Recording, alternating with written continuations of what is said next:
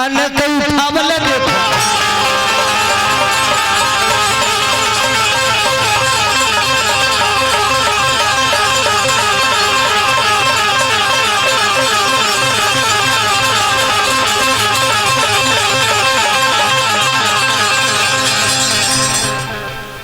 श्री विजय कुमार राज जी एकांत दल बने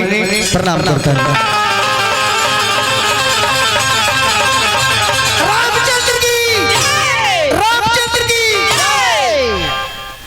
एगो सखी तौर पे सीता के लगे पहुंच गई जानकी। अरे बोला सखी का देखलू हो जानकी। अरे बोला बोला का देखलू हो अरे बोला का देखलू हो अरे बोल सीता और जब साधु के संगे दुगो बालक कइल बड़े नो वही में के समर्पण बेटा हुआ तोड़ दल। सीता को लिखी साथ अतः 10,000 राजा के देखनी है लेकिन तहार राजा सावरे बड़े लेकिन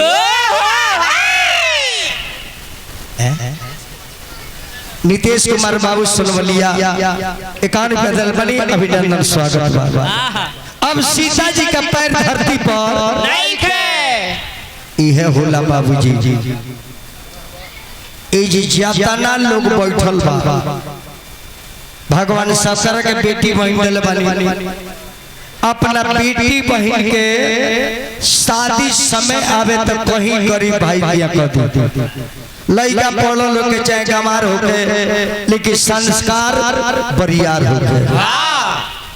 काय की पत्नी के पति से मतलब संपत्ति से मतलब नहीं खे औरत के पति के प्रेम चाहे संपत्ति से कोई प्रेम नहीं खे ऐसे कनिए की धर्म पत्नी के इज्जत जरूरी है। जब भी परिवार में जाए जेकर शादी होइल बा ध्यान से सुने जब भी परिवार में जाए औरत से निमन बोली